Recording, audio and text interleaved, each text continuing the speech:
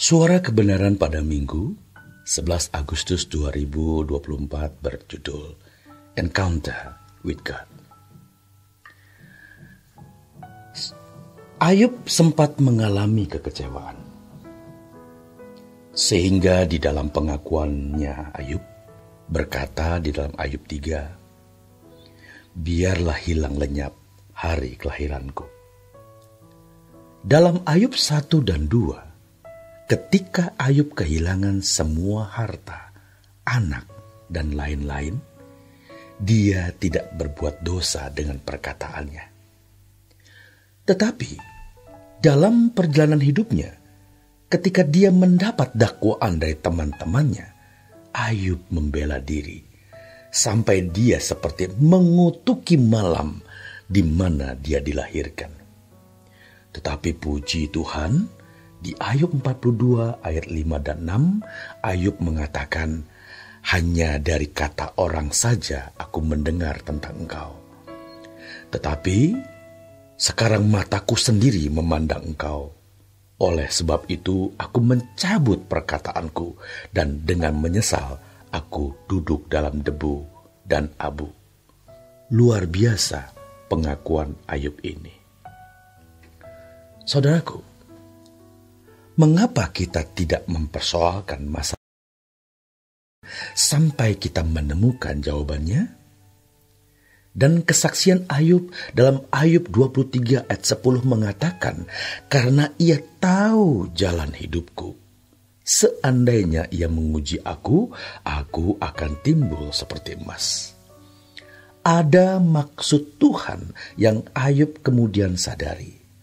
Sebab tidak ada sesuatu yang kebetulan, tidak ada kecelakaan. Ibarat mesin, setiap kita itu punya mesin yang khusus. Mesin manusia, batinnya kita itu khusus, saudaraku. Hanya arsitek agung yang bisa memperbaikinya. Mengapa kita tidak memberi diri diperbaiki melalui berbagai masalah yang Dia izinkan terjadi untuk membuat kita sempurna?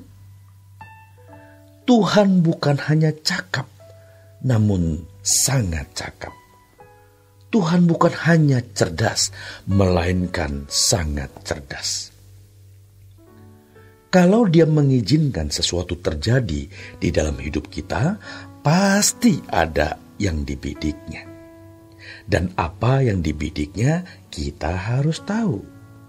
Kita harus menemukan di mana letak kesalahan atau kerusakan komponen di dalam manusia batiniah kita supaya bisa diperbaiki bersama-sama dengan Tuhan.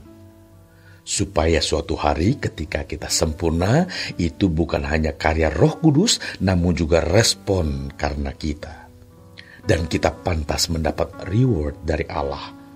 Coba betapa luar biasanya Tuhan mengizinkan ada hal-hal istimewa khusus yang kita alami. Bisa temporal, insidental, tapi juga bisa panjang. Dan pasti ada jawabnya di sini. Ironis, banyak orang tidak tekun. Tuhan adalah jawaban semua kebutuhan kita.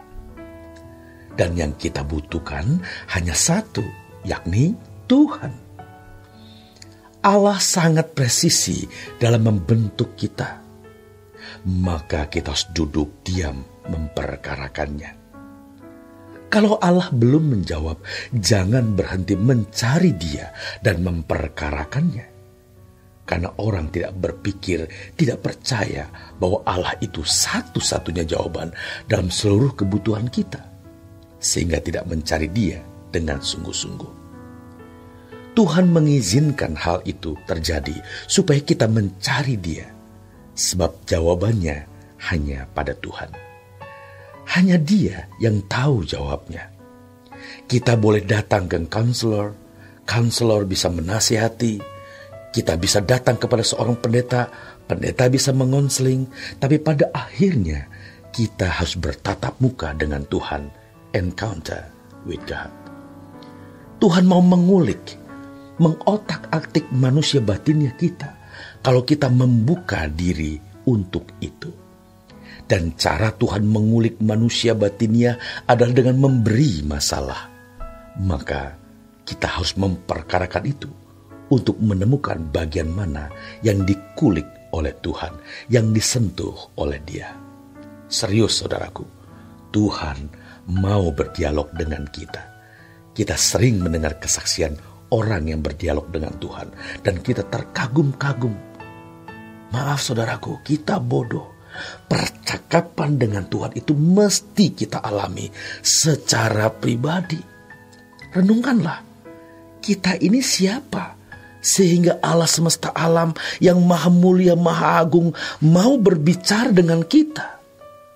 Kita mau menjadi orang yang dikhususkan bagi Tuhan, tapi pasti ada harganya, yaitu kesucian. Dan jangan punya keinginan apapun kecuali kehendak Tuhan. Ketika kita berdoa dan benar-benar kita berkonsentrasi, kita mau dibawa Tuhan ke kawasan-kawasan yang supranatural. Paulus mengalami itu. Petrus juga mengalami. Di Alkitab itu harus diakui ada alam supranatural. Bagaimana Yakub bertemu dengan pasukan malaikat? Itu pun supranatural. Bagaimana Elia dengan hambanya melihat bala tentara Allah? Kenapa kita tidak yakin ada dimensi itu? Waktu kita berdoa, benar-benar kita bisa dibawa ke hadirat Allah. Dan setiap kita memiliki hak yang sama untuk memasuki kawasan itu. Dan kalau kita sudah mulai memasuki kawasan itu, kita tidak mudah berbuat dosa. Haleluya. Kita pasti takut melukai hatinya. Saudaraku, jangan main-main dengan Tuhan. Begitu kita menghampiri Tuhan, kita harus hidup dalam kekudusan. Kalau kita masih punya keinginan, berarti cinta kita tidak bisa bulat untuk Tuhan. Kalau kita masih punya rasa takut terhadap sesuatu, berarti takut kita kepada Tuhan belum bulat. Kalau kita takut akan masa depan, kita meremehkan Tuhan. Tuhan itu hebat saudaraku. Temui Dia, temui Tuhan. Dia pasti berbicara. Dia bisa dipercayai saudaraku. Jadi, mengizinkan keadaan tertentu. Jangan kita diam. Jangan perkarakan, persoalkan, dan pertanyakan. Biar Tuhan memberitahu ada bagian dalam diri kita yang sedang digarap. Dan penggarapan Tuhan tidak akan berhenti sampai kita menutup mata dan sempurna. Selamat berjuang saudaraku. Tuhan Yesus memberkati.